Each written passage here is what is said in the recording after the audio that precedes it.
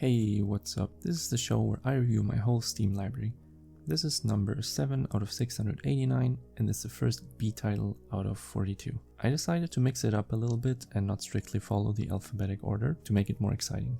Also for me, I plan on continuing the alphabetic order bi-weekly and I'll spin the Wheel of Fortune or just play what I feel like in the moment every other week. For this week, I'll spin the wheel at the end of the video. With that being said, let me introduce you to this week's game, the newly released, charming, tactical, and fun backpack hero. At its core, this is a roguelite, dungeon crawly, deck buildery game with a twist where it not only matters what kind of items you get, but also how you arrange them in your inventory, but more on that later. There's 5 playable characters that all have a different playstyle. You start out as Purse, a rat from a poor village that wants to storm the dungeon, rebuild her village and rescue her mother that got lost in the dungeon. Purse has this magical backpack, hence the name, that gets bigger and bigger when she levels up in the dungeon. In a run, you get to choose which path to take, although most of the time there's only one way forward. After beating a boss, you choose which biome to go to next. The cool part is finding stuff and building your inventory around it. In this run, for example, I went with a poison build that stacks the damage over time effect on the enemies. In this run, I went with being a pacifist. You can apply a debuff to the enemy that when it exceeds their current HP, they start fighting for you. This character specifically has a different backpack management than Purse. The bird guy has different quote-unquote pockets that interact with his items. For example, this item here, you get 1 bonus energy for each 2 pockets you have in your inventory. So I can only imagine that each character has a very distinct inventory management as well. Also, just in general, to show how some of the inventory stuff works, you have items that only work when they're in the top row, you have items that always will drop to the bottom floor because they're heavy, you have items that deal damage to you when there's other items around them, so this is really a very big mechanic and what separates this from other games. Again, the backpack in Backpack Heroes does matter a lot.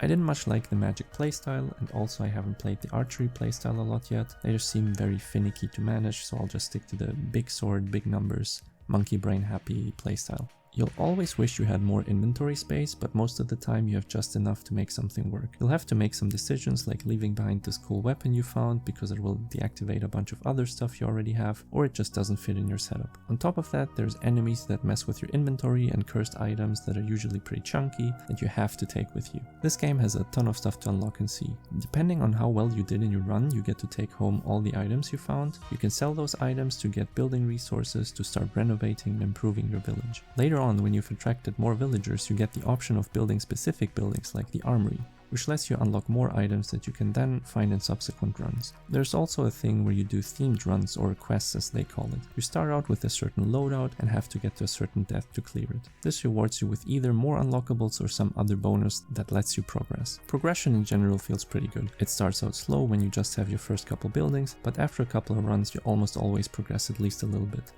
Whether it be unlocking a new item, a new quest for your runs, a new costume for your characters, or just building something new. As I said, after a while when you have a couple of runs under your belt and you start renovating, you'll get a chance to recruit new characters as well. So far I got 2 out of 5, and in total I've seen around 400 out of 878 items this game has. The graphics are cute and there's a ton of NPCs that either give you some of the lore, need your help, or are just hanging out in your village. I'd say the difficulty is just right. It's not too easy but also not very mean. Sometimes you'll just get bad items and can't do much about it. And sometimes you'll get a random event that immediately gives you a very good loadout off the bat. Even if a run doesn't work out, you can save 1 item from your inventory and just start another run pretty quickly. It's a roguelite after all.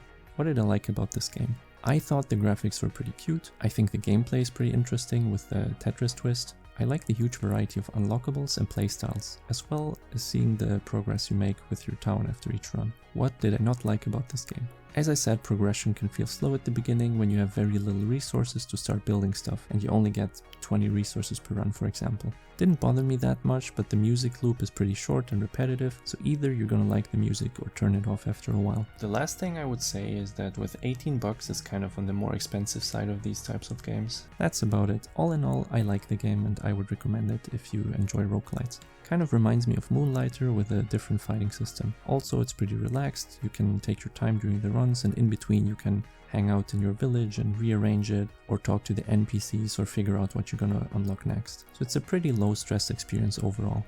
Now, for the game I'm going to review in 2 weeks, we'll spin the wheel. I converted my whole Steam library to a text file and I'm gonna copy paste it into this website here. Let's see what I'll get.